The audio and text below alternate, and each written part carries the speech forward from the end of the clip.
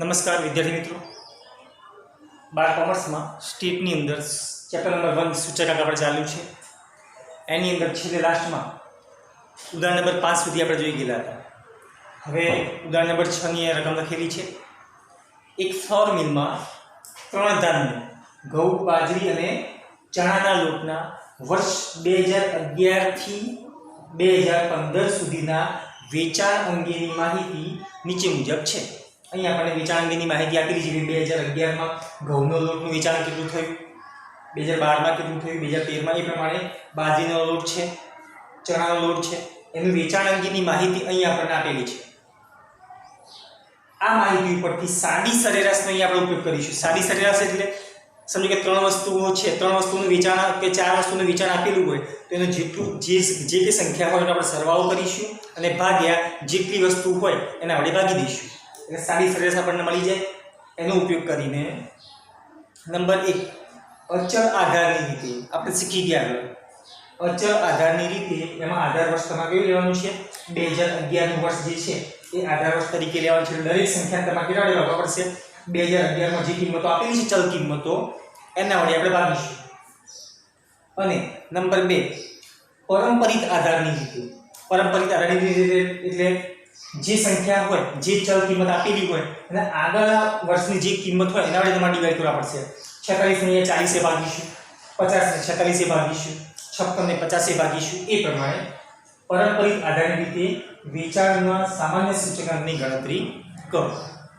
તો સૌથી પહેલા અહીં આપણે અચળ આધારની રીતે સૂચકાંક મેળવીશું અને સાદી સરેરાશનો ઉપયોગ કરીને આપણે ટોટલ જે સૂચકાંક આવશે સરેરાશ સૂચકાંક એ આપણે મેળવવાનું છે. ટોટલ કેટલો થશે સરેરાશ મેળવવું છે. તો સૌથી પહેલા અહીંયા અચળ આધારની રીતે નંબર 1 પહેલો પોઈન્ટ છે. અચળ આધારની રીતે સામાન્ય સૂચકાંક.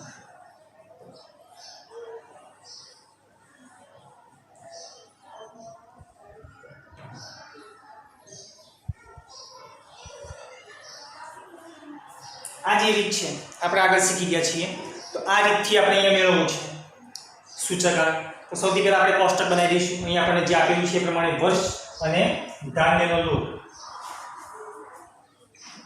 અહીંયા કોષ્ટક બનાવવું છે આપણે.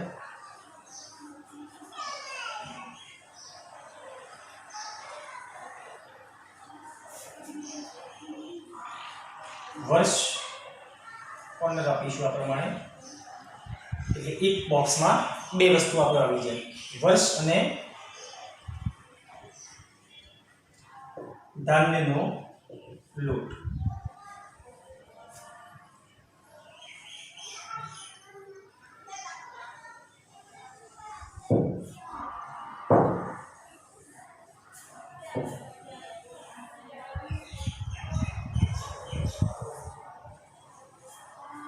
ચલો એના પછી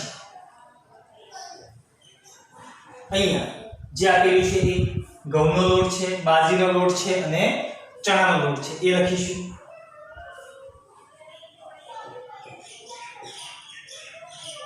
ઘઉંનો લોટ ખાનું થોડું મોટું આપીશું અહીંયા, કારણ કે અહીંયા આપણે ભાગાકાર કરવાનો છે અંદર એટલા માટે.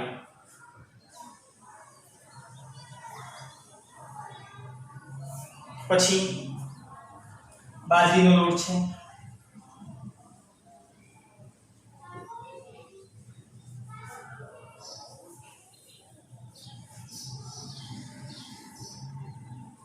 અને ચણાનો લોટ છે.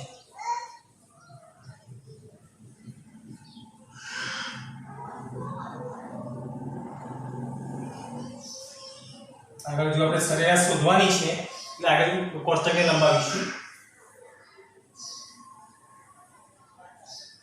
તો ધાન્યનો લોટ છે, એમાં ઘઉંનો લોટ છે પહેલો, પછી બાજરીનો લોટ છે અને પછી ચણાનો લોટ છે. એના પછી એક બીજું આપણે એક કોષ્ટક બનાવીશું જેની અંદર અહીં તમે જે વસ્તુ લાવ્યા છો, જે સૂચકાંક લાવ્યા છો અને અહીંયા સરવાળો કરીશું. તો પહેલા અહીંયા લખી દઈએ વર્ષ. પહેલા સૌથી પહેલા 2011 છે, પછી થોડા ખાના થોડાક આપણે મોટા રાખીશું કારણ કે અહીંયા સૂચકાંક આપણે ડાયરેક્ટ મેળવવો છે એટલે અંદર ભાગાકારની રીત આવશે બરાબર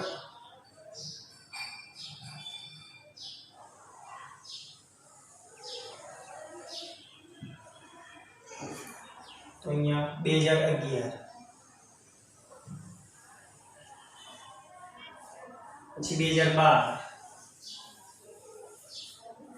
2013 છે 2014 અને 2015 2012 2013 2014 અને 2015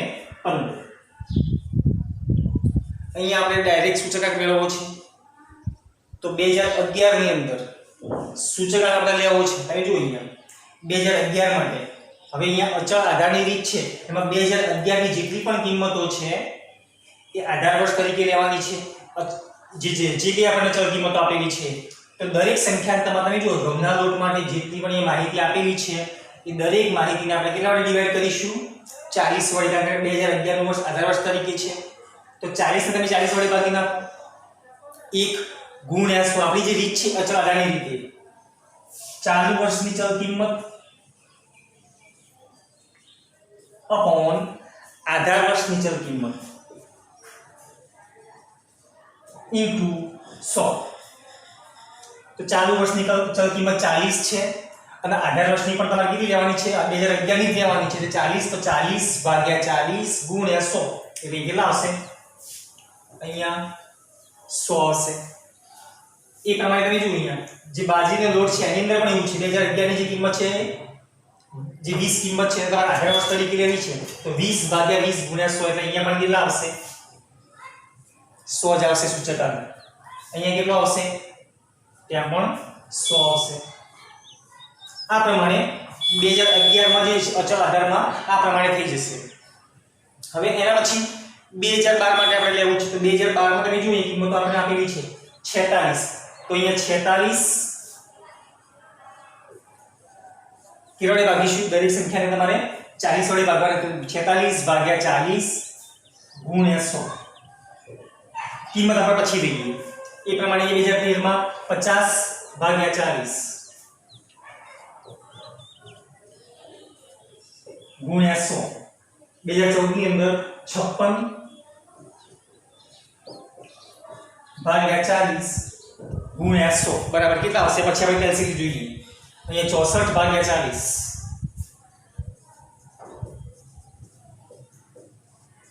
ગુણ્યા 100 કિંમત આપણે પછી જોઈએ ચલો એ પ્રમાણે બાજુના લોટમાં અહીંયા દરેક સંખ્યા તમારે 20 વડે ભાગવા છે ચલો 30 ભાગ્યા 20 અહીંયા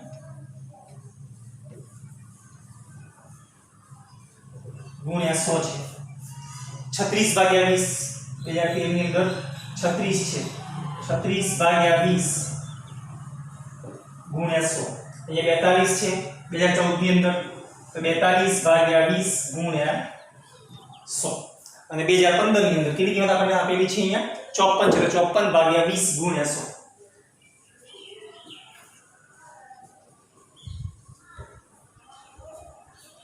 એ જ પ્રમાણે ચણાના લોટમાં અહીંયા 50 ભાગ્યા 50 ગુણ્યા 1 આપણે કરીએ અહીંયા આપણને 100 મળેલા છે ડાયરેક્ટ સૂચકાંક છે અહીંયા 64 તો 64 ભાગ્યા 50 into 100 છે into 100 એ પ્રમાણે અહીંયા 80 ભાગ્યા 50 ગુણ્યા 100 અહીંયા 96 upon 50 into 100 અને અહીંયા 112 ભાગ્યા 50 ગુણ્યા 100 જે કે કિંમતો આવશે એને આપણે મેળવીએ કેલ્સીની મદદથી જોઈએ આપણે તો એના કિંમતો મેળવીએ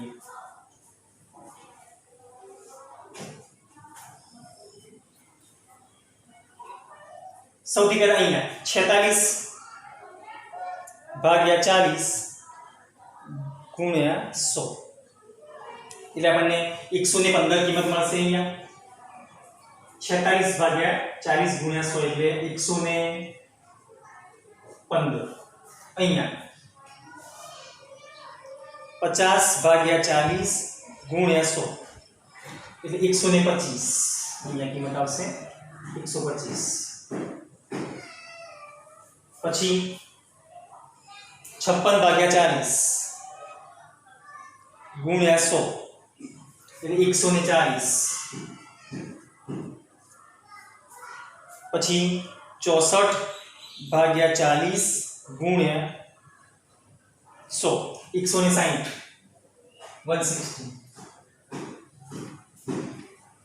115 125 140 અને 160. ચલો એ પ્રમાણે અહીંયા તો 100 આપણને આપેલો છે સૂચકાંક. અહીંયા 30/20 into 100 150.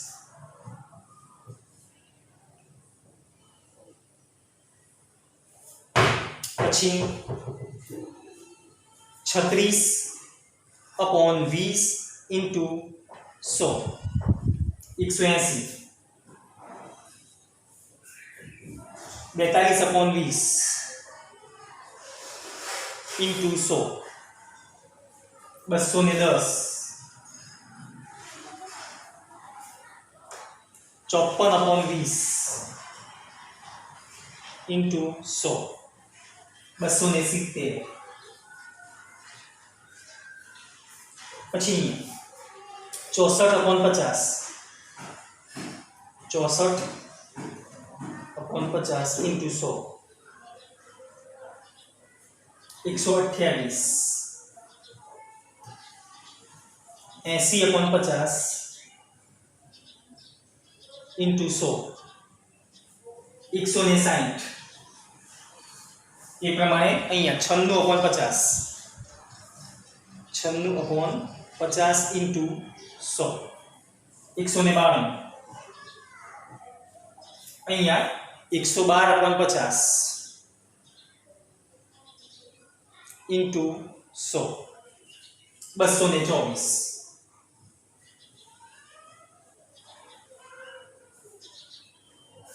તો આ પ્રમાણે અહીંયા આપણને ઘઉંનો લોટ જે છે એનું વેચાણ જે વર્ષમાં થયું છે એનો સૂચકાંક 2012 માં થયું છે તો એનો સૂચકાંક છે. એ પ્રમાણે બાજરીના લોટનું અહીંયા અને ચણાના લોટનો સૂચકાંક આપણે મેળવેલો છે. પણ અહીંયા આપણે સાદી સરેરાશનો ઉપયોગ કરવો છે.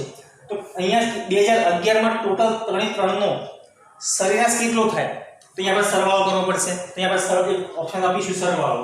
સૂચકાંક તમે જે મેળવ્યું છે એનો સરવાળો. તો સૂચકાંકનો સરવાળો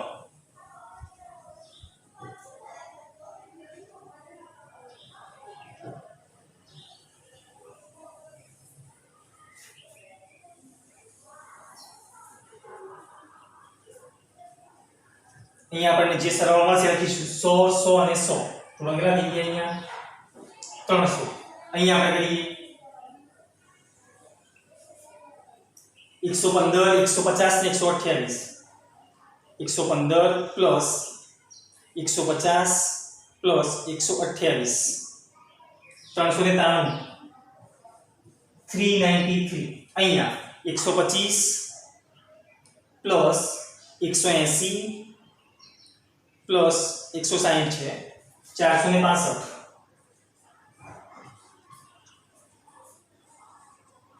પછી 140 210 140 210 અને 192 542 અને છેલ્લે અહીંયા 160 છે પ્લસ 270 પ્લસ 224 654.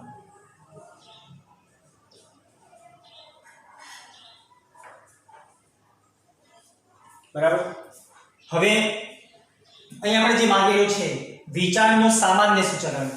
આનો સામાન્ય સમજો કે ઘઉંનો લોટ બાજરીનો લોટ અને ચણાનો જે લોટ છે એનો 2011 નો સામાન્ય સૂચકાંક કેટલો તમે જુઓ વસ્તુ કેવી છે 1 2 અને 3. તો જે તમે સરવાળો લાવ્યા છો એને આપણે 3 વડે ભાગી દઈશું. તો અહીં જે છેલ્લું કોષ્ટક આવશે વેચાણનો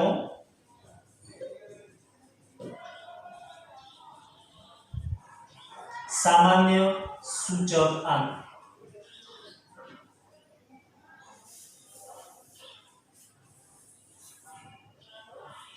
અહીંયા જે આપણે એ સરવાળો લાવ્યા છો એને દરેકને તમારે કેટલા વડે ભાગવા પડશે? ત્રણ વસ્તુઓ છે તો આપણે 3 વડે ભાગીશું. અહીંયા 300 ભાગ્યા 3, અહીંયા 300/3 એટલે કેટલા આવશે? 100 આવશે. પછી અહીંયા 393 ભાગ્યા 3 જે આવે એ અહીંયા 465/3, અહીંયા 542/3 અને અહીંયા 654/3 જે કિંમત આવે એ જોઈ લઈએ આપણે કેટલી કિંમત આવે છે. તો અહીંયા તો 100 આવી ગઈ. અહીંયા 393/3 131 સૂચકાંક આવશે સામાન્ય. 465/3 એટલે સૂચકાંક 2013 નો સામાન્ય સૂચકાંક કેટલો આવશે? 155 આવશે. 155. અહીંયા 542/3 એટલે 180.66 આવે છે. આપણે 180.67 લખીશું. અહીંયા 654/3 છે 218.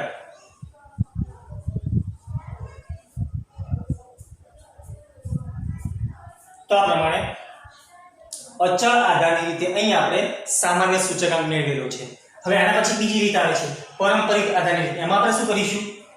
જે સંખ્યા જે અહીંયા ચલ કિંમત આપેલી હોય એને આગળની જે કિંમત હોય એના વડે ભાગીશું. અહીંયા આપણે શું કર્યું છે? દરેક કિંમત તમે જુઓ 40 વડે ભાગેલા છે. અહીંયા એવું નહીં થાય. અહીંયા 40 ને તમારે આના પહેલા કંઈ હોય નહીં સંખ્યા એટલે અહીંયા આપણે 100 મૂકી દઈશું. 46 ને 40 વડે ભાગીશું. 50 ને 46 વડે ભાગીશું. 56 ને 50 વડે ભાગીશું. અગાઉની જે ચલ કિંમત આપેલી હોય એના વડે તમારે ડિવાઈડ કરવાના રહેશે. તો અહીંયા હવે આના પછી જે રીત છે એ લઈએ પારંપરિક આધારની રીતે.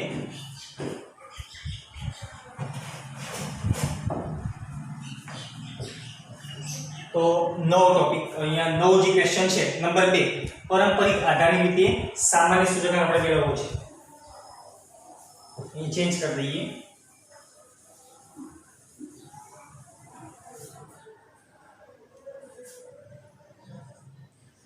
નંબર 2 છે પારંપરિક આધારની રીતે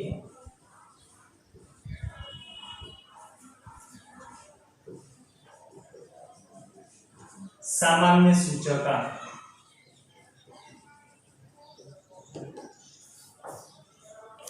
એના માટેનું સૂત્ર શું આવે? ચાલુ વર્ષની ચલ કિંમત અપોન અગાઉના વર્ષની ચલ કિંમત ઇન્ટુ 100. પારંપરિક આધારના માટે આવું એક ઇક્વેશન આવશે. તો એ પ્રમાણે આપણે દરેકમાં કરીશું. અહીંયા તો અહીંયા સૌથી પહેલા આપણે કેન્સલ કરી દઈએ બધું જ. ફરી આપણે બોક્સ બનાવવા નથી. આને બોક્સની અંદર આપણે લખીશું બધી માહિતી જે કે આપેલી છે એના પર.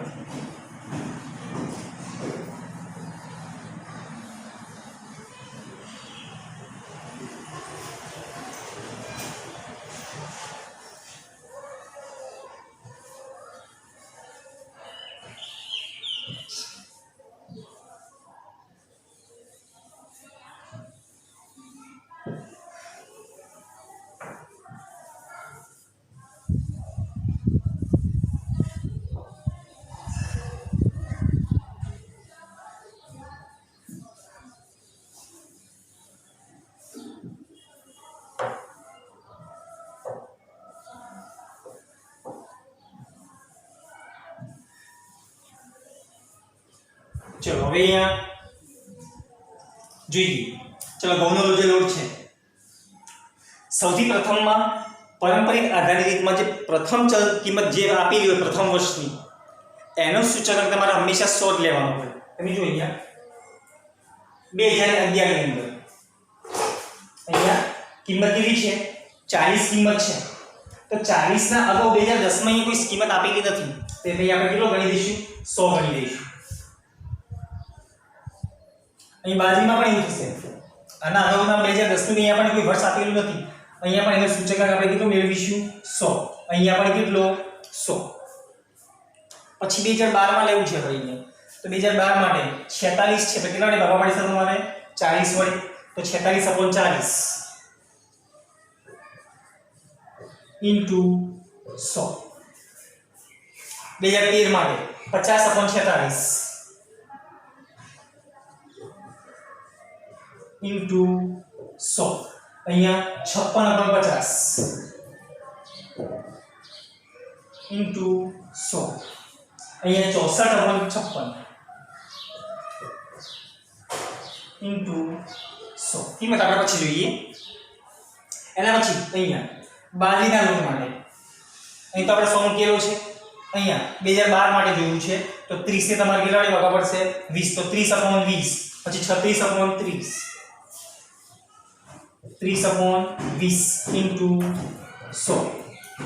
36/30 ઇન્ટુ 100 છે અહીંયા 42/36 ઇન્ટુ 100. અને એ 54/42 ઇન્ટુ 100. આ પ્રમાણે અહીંયા જે બાજરીનો લોટ છે એના માટે અહીંયા આપણે સૂચકાંકની ગણતરી કરેલી છે. હવે જે ચણાનો લોટ છે એના માટે સૌપ્રથમ આપણે 2011 માં કેટલા મૂકેલા છે? 100 ફિક્સ જ આવે. પછી 2012 માટે જોઈએ તો 64 તમારે કેટલા વડે ડિવાઈડ કરવા પડશે? 50 વડે. તો 64/50 ઇન્ટુ 100. અહીંયા 80/64 ઇન્ટુ 100. 96/80 ઇન્ટુ 100 છે 112/96 ઇન્ટુ 100. આ પ્રમાણે દરેકનું આપણે કરેલું છે. હવે કેલ્સીનો ઉપયોગ કરીને આની આપણે કિંમત લાવીએ દરેકની.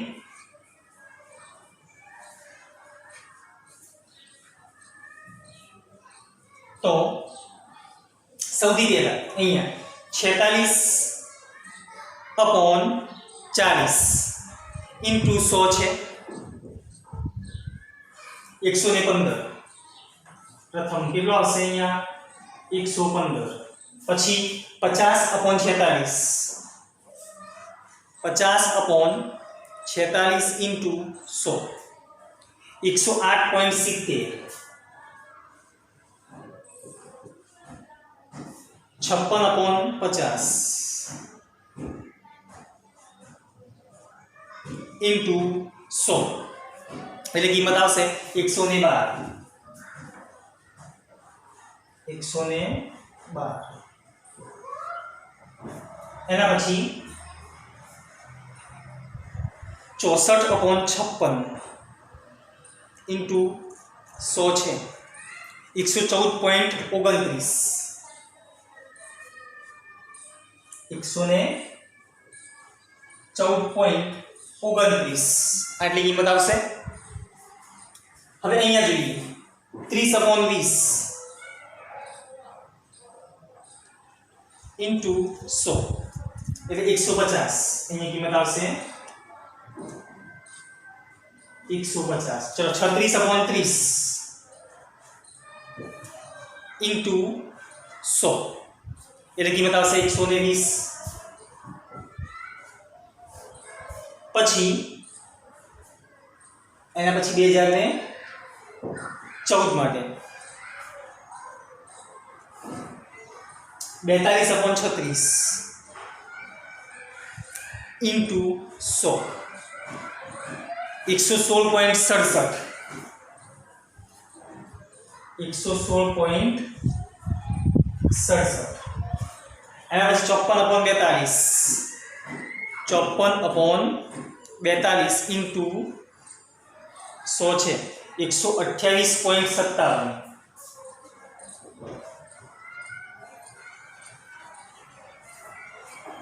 એના પછી અહીંયા જોઈએ 64/50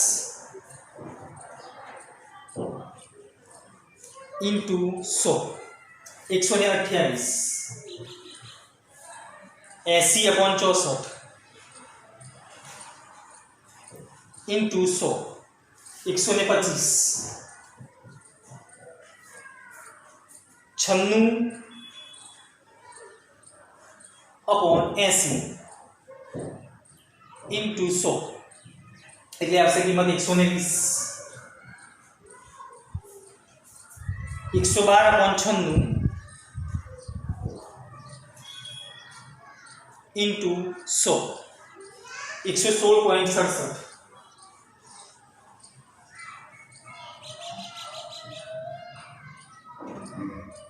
116.67 બસ આટલી કિંમતો આવશે આપણી પાસે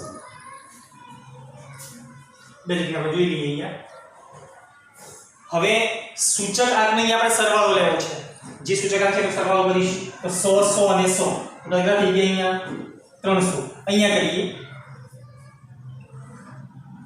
115 પ્લસ 150 પ્લસ 128 115 150 અને 128 એટલે આવશે 393 અહીંયા 108.70 પ્લસ 120 પ્લસ 125 353.70 353.70 પછી અહીંયા 112 પ્લસ 116.67 116.67 પ્લસ 120 છે 348.67 348.67 એના પછી અહીંયા 114.29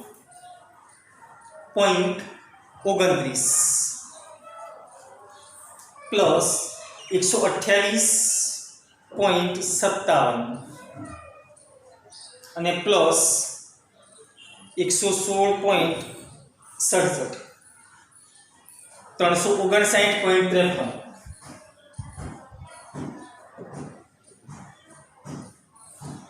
અને સરેરાશ લેવો છે આપણે વિચારનો સામાન્ય એટલે ત્રણનો ભેગો કેટલો હશે એ તેના માટે દરેકને આપણે કેટલા વડે ભાગીશું 3 વડે કારણ કે અહીંયા ત્રણ વસ્તુ આપણને આપેલી છે ઘઉંનો લોટ બાજરીનો લોટ અને ચણાનો લોટ તો અહીંયા 300/300 કરીશું 300/3 કરીશું ઇઝ ઇક્વલ ટુ અહીંયા 393/3 કરીશું અહીંયા 353.7/3 કરીશું 70 અહીંયા 348.67/3 લખીશું અહીંયા 359.53/3 જે કિંમત આવે એ આપણે મેળવીએ અહીંયા તો 100 થઈ ગયા અહીંયા 131 આવશે આગળ જોઈએ અહીંયા 353.70/3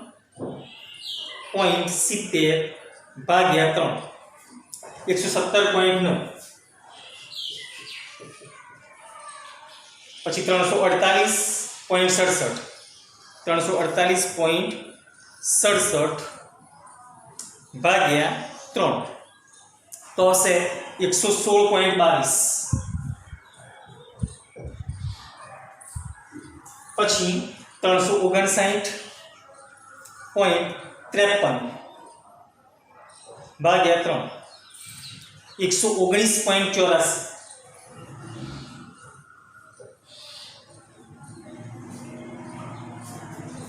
તો